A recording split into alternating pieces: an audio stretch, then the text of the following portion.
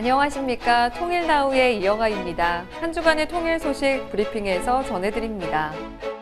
통일부는 지난 1월 27일 청와대 영빈관에서 행정안전부, 국가보훈처, 인사혁신처와 합동으로 2023년 통일부 업무보고를 실시했습니다. 권영세 통일부 장관은 이 자리에서 올바른 남북관계 구형과 통일미래 준비를 2023년 통일 업무의 주요 추진 방향으로 제시하고 7개 핵심 과제를 국민과 함께 흔들림 없이 구현해 나가겠다고 전했습니다.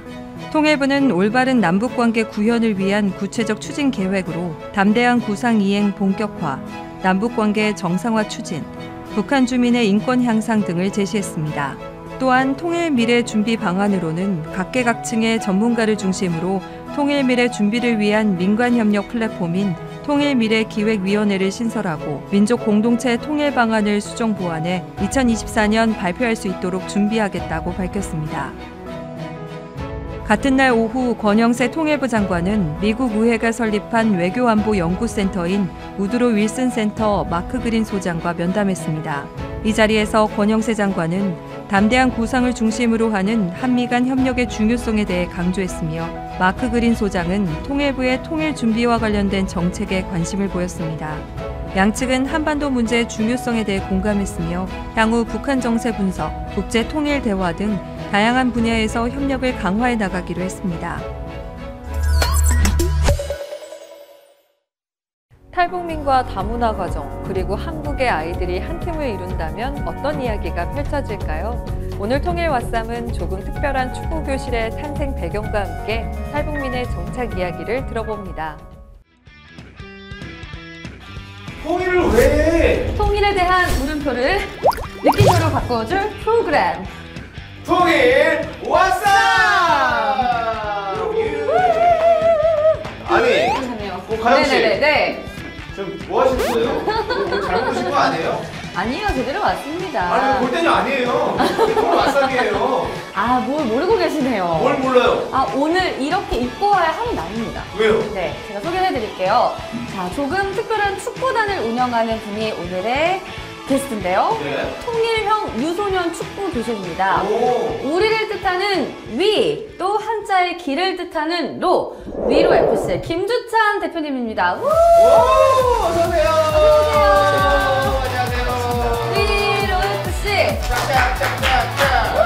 아, 제가 또 축구를 너무 사랑하는 1인으로서 네. 이렇게 좀 오시게 돼서 너무 좋습니다. 네. 반갑습니다.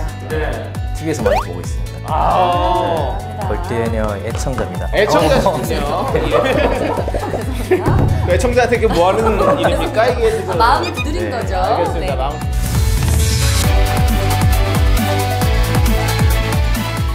사동문 위로 대표를 맡고 있는 김주찬입니다. 고맙습니다. 네, 반갑습니다.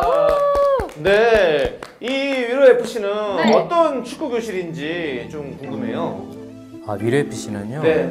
통일형 유소년 축구교실이라고 부르는데요. 네. 탈북민 자녀들이나 네네. 또 남한 자녀들 네. 그리고 그 외에 다양한 문화적 배경을 가진 2세 아이들이 함께 네네. 축구라는 매개체를 통해서 네네. 함께 어울리고 네. 또 통일을 경험하는 네. 그런 축구교실입니다. 자, 그러면 저희가 네. 영상이 준비가 되어 있거든요. 한번 어떤 축구 교실 한번 같이 보시죠. 네. 아이들이 진짜 어린 아이들도 많이 있네요. 네, 7세에서 10세 아이들. 드리블 연습하고 있는 거죠, 지금. 네. 아이들 열심히 하네요. 네, 아이들이 가장 네. 즐거워하고 네. 또 아이들 때문에 저희가 계속 일을 계속 하고 있는 것 같아요. 그렇습니다. 그렇습니다. 또 축구가 진짜 재밌기도 한데 네. 사실 축구만큼 누군가와 같이 운동하는 사람이랑 네, 또 네. 이렇게 친해질 수 있는 네, 그런 네. 운동이 없다는 생각이 굉장히 들거든요. 네. 왜냐면 또 서로 협력도 해야 되고 함께 해야 되고 네. 어떻게 보면 좀 축구랑 통일이 닮아 있는 점도 있는 것 같아요. 네. 저도 그 점 때문에 사실 축구라는 매개체를 선택을 했는데요. 네. 그래서 저도 축구를 굉장히 좋아하고 네. 네, 축구 팬의 한 사람이기도 한데 네. 특히 그 축구가 가진 그런 매력 때문에 맞아요. 아이들이 자연스럽게 어떤 통일이라는 것들을 네. 일방적인 교육보다는 네. 직접 아이들이 경험을 하고 체험을 하는 걸 통해서 몸으로 느끼면서. 다양성을 좀 수용하는 것들이 네. 네. 넓어졌으면 좋겠다 그런 네. 생각에 이제 시작을 하게 됐습니다. 그렇습니다. 위로 FC 처음에는 사실 그 축구 교실이 아니었죠?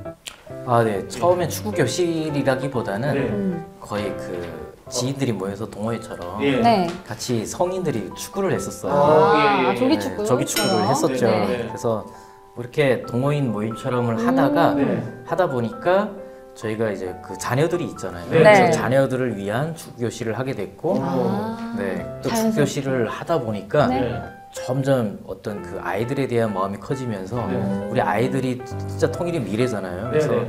이 아이들을 잘 준비시키는 것이 또 통일을 우리가 준비하는데 가장 중요한 일이라고 생각을 해서 네, 네. 요새는 축구 교실까지 만들게 됐습니다. 아, 네. 그렇군요. 이 아빠들이 모여서 축구를 하다가 여기 자녀들을 위한 축구 교실이 이거군요. 그래서 이번 주에도 저희가 아빠들 네, 축구 대회를 나가는데 오. 성인들 네. 또 같이 위로 FC를 같이 운영을 하고 있어요. 아, 그렇군요. 성인도 위로 그렇구나. FC가 있구나. 네. 실제로 훈련도 하고 또 기술도 배우고 하는 거잖아요. 아, 그럼 근데 제가 해보니까 진짜 제가 지금 이렇게 까불까불 하지만 네. 축구가 정말 어렵고 쉽지가 않거든요. 예.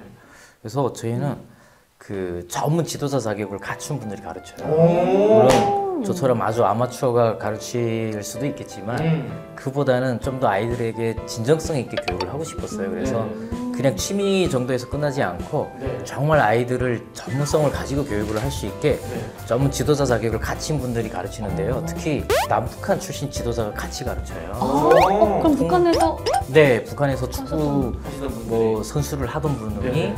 대한민국으로 와서 지도자 자격을 취득하고 또 대한민국에서 지도자 자격 취득하고 유소년 축구교실 같은 데서 지도자를 하고 있는 분들이 와서 같이 통일형에 걸맞게 네, 남북한 출신이 같이 교육을 하고 있어요. 진짜 그냥 통일 그 자체네요. 그러네요, 진짜. 그러네요, 진짜. 네. 네. 이게 뭐 축구 룰은 어차피 같을 거 아니에요.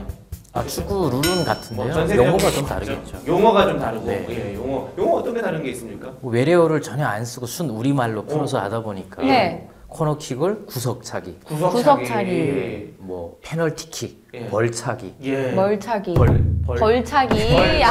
벌차기니까. 네. 벌차기. 예. 뭔가 다양한 문화의 아이들이 만나면 네. 그 에피소드가 좀 많을 것 같아요. 맞아. 뭔가 처음 만났을 때 막 어색해할 수도 있고 이런 그쵸. 반응들 대면 그런 대면 것들이 어떤 게 좀 있나요? 가장 놀랐던 건요. 네. 저희 또래반 돼도 처음 그 낯선 사람들 만나면 굉장히 좀 어색해하거나 네네. 좀 낯가리고. 거리감 낯가리고 그러잖아요.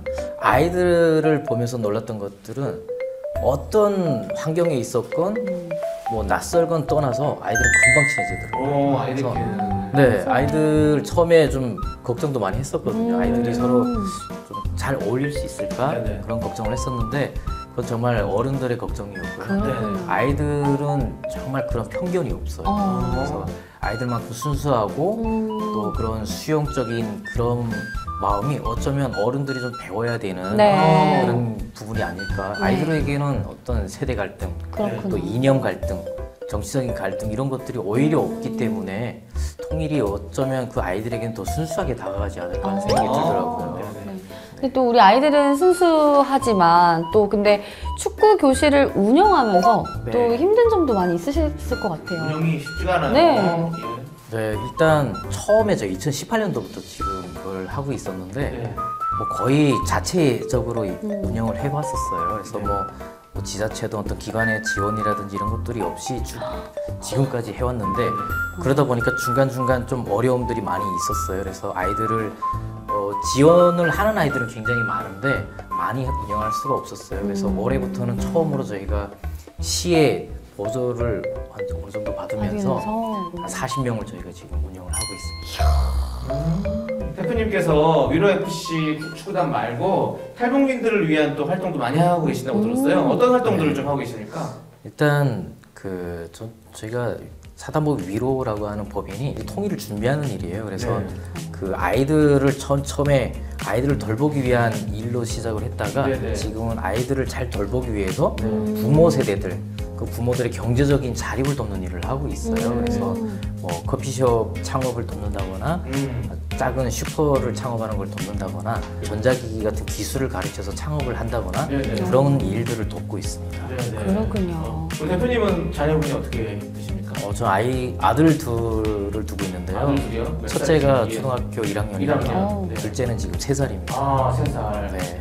이 아이들은 여기에서 태어난 아이들이에요. 네. 그러니까 완전 대한민국 아이들인 거죠. 네네네. 근데 주변에 이렇게 보면 아이들 대부분이 그 저학년 때는 괜찮은데 고학년으로 갈수록 부모의 어떤 그 배경을 알게 되고 그러면서 겪는 혼란들이 있어요. 네네. 말씀하신 정체성 혼란 같은 부분이 네네. 가장 큰데 그런 것들을 잘 받아들이는 데는 여러 가지 어려움이 있는 것 같아요. 그래서 저희 아이들은 아직은 그 단계까지는 오지는 않았지만 큰애가 저한테 자주 질문을 하기는 해요. 네네. 아빠 고향이 어디야? 어. 그래서 방송 같은 걸 보고 집이 김포인데 김포지? 그러면 김포 말 구전에는 그래요. 서울이지? 그러면 아니 그거 말고 이렇게 질문해요. 아 얘가 뭔가를 알고 있구나 이런 생각을 하거든요. 그래서 네. 그런 현실적인 부분들이 네. 우리 아이들이 가진 어떤 현실적인 고민이고 문제들인 것 같아요. 그런 고민들을 서로 함께 좀 같이 풀어보기 위해서도 축구단을 만든 이유도 있으시겠네요. 그렇죠. 예. 이 축구라는 아주 작은 매개체지만 통일을 준비하는 데 있어서는 굉장히 중요한 역할을 할 수 있지 않을까. 네. 아니 오늘 저는 축구 얘기만 하는 줄 알고 신나가지고 이렇게 왔는데 아니, 정말로 마음속 깊이 이 탈북민들에게 진짜로 필요한 게 뭔가 이렇게 좀 생각해 볼 수 있는 시간이 된 것 같습니다. 네네. 그래서 앞으로의 계획은 또 어떤 게 있으실지도 굉장히 기대가 되고 궁금하거든요. 앞으로는 올해 사실은 계획했다가 못한 건데요. 저는 이런 통일형 축구 대회를 좀 전국 단위로 하고 싶어요. 그래서 통일형이라는 용어 자체가 사실은 일반적인 통일하고는 좀 개념이 다르다고 저는 생각을 하는데 제가 계속해서 통일형이라는 이야기를 하는 이유는 통일형은 기존의 남과 북이라고 하는 통일 이후를 준비하는 것보다는 지금 당장 여기에서 우리가 할 수 있는 통일을 하자는 거거든요. 그래서 그런 통일을 이뤄가기 위해서 축구 대회를 통해서 많은 전국에 있는 많은 국민들이 통일에 참여할 수 있는 네, 그런 대회를 앞으로 계속해서 이어가고 싶습니다. 그 함께 뛰는 축구처럼 함께의 의미를 생각해 보게 되는데요. 맞아요. 이제 마칠 시간이 됐습니다. 함께 마칠 시간이에요. 그렇습니다. 네. 예. 통일에 대한 물음표를 느낌표로 바꿔줄 프로그램 통일 왓썹! 더 신나는 통일 이야기로 들고 찾아올게요. 여러분 안녕. 안녕!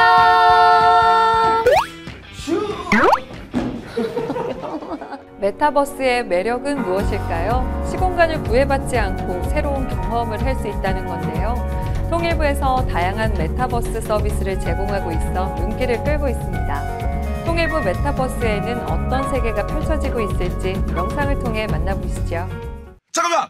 이게 요즘 제일 핫하다는 메타버스? 우리가 메타버스 안에 들어왔나봐요! 철조망에 가로막히고 세월에 묻혀 사라졌던 마을. 갈 수 없는 DMZ. 통일부 메타버스 세상에서 되살아납니다. 지난 가을 전홍진 할아버지가 특별한 외출에 나섰습니다. 드디어 어르신 넘어왔습니다. 고향 땅으로 가는 길. 76년 만의 귀향. 할아버지의 고향 철원 중세리에 가고 있습니다. DMZ에는 전쟁 전까지만 해도 400여 개의 크고 작은 마을들이 있었습니다. 하셨던 말은 이쪽이. 예, 그렇죠. 예. 홍대동이 홍망터예요. 예. 그 홍망터 위에가 등계고, 네. 조우에쯤 되겠네요. 네, 맞습니다. 아이고, 야, 기억력이 아주. 전쟁 후 DMZ 안에 있던 할아버지의 마을은 찾을 수 없게 되었는데요. 우리 집사가 여기 어디? 여기 저 절벽 위에. 예, 절벽 위에 골물대로 쭉 들어서 이렇게 덤불처럼 이렇게 예. 거기가 우리 집터일 거예요. 아. 통일부는 사라진 DMZ의 마을을 문헌을 통해 위치와 특성을 확인하고 생존 주민과의 면담을 통해 추억을 모았습니다. 현지를 방문하고 마을 공간과 그 안에서의 삶을 책자와 영상으로 기록해 메타버스에서 소개하고 있습니다. 개인별 맞춤 아바타가 우리를 대신해 DMZ를 테마로 한 공간 여행을 시작합니다. 메타버스는 현실과 가상을 융합해서 온라인상에서 입체적으로 보여주는 어떤 가상 공간인데요. 이게 시간과 공간의 제약을 뛰어넘을 수 있다는 점에서 우리가 저희 업무 영역인 DMZ를 다루는 데 적합하다고 생각을 했습니다. 평화섬은 5개의 공간으로 구성됐습니다. DMZ에 관련된 다양한 연구활동과 DMZ 실태조사 결과를 열람할 수 있고 고성 평화의 길도 구현해 금강산과 해금강을 배경으로 가상관광을 즐길 수도 있습니다. 비무장지대 사라진 마을에는 당시 거주민의 구술 내용을 바탕으로 5개의 공간에 15개의 미션과 게임을 마련했습니다.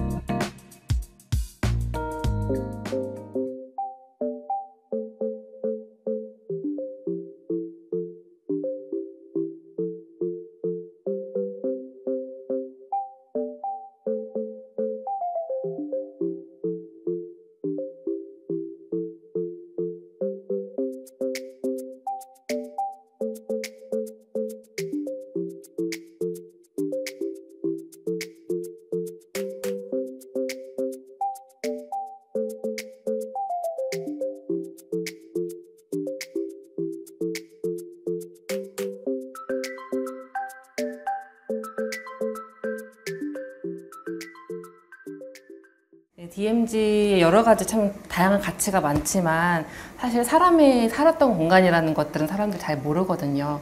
그래서 그곳이 마을이 있었고 일상적인 공간이었고 북적북적 사람들이 많았던 곳이다라는 것들을 표현하고 싶었고, 두 번째로는 또 메타버스를 통해서 우리가 북과 남과 이렇게 DMZ가 그냥 단절의 공간이 아니라 사람들이 왔다 갔다 했던 연결의 공간이었다는 점을 좀 강조하고 싶었습니다. 이용자 수가 3억 4천 명이 넘는 한 메타버스 플랫폼에서도 DMZ를 체험할 수 있습니다. 와, 신기해. 잠깐만, 백마고지? 그러니까 메타버스에 백마고지가 있는 거야? 우리가 과거로 가고 있는 것 같아. 저거 봐봐. 누워있는 백마처럼 보인다고 해서 백마고지라 불린다 했잖아. 진짜 백마 모양이야. 가상 공간이지만 메타버스에서의 체험이 결코 가볍지 않은데요. 오늘 우리가 메타버스 안에서 백마고지에 와봤잖아. 이 와본 소감이 어때? 이 고지를 차지하기 위해서 얼마나 치열하게 전투를 했을지 참. 그리고 또 얼마나 많은 사람이 희생되었을지 이 가늠이 잘 안 된다. 지금 우리가 누리는 이 자유로운 일상에 더 감사해야 될 것 같아. 맞아요. 분단의 현실을 뛰어넘는 메타버스 세상. 과거를 복원하고 미래를 꿈꾸게 하는 통일부 DMZ 메타버스에서 색다른 공간을 체험해보세요. 이상으로 통일 나우를 마칩니다. 시청해주신 여러분 고맙습니다.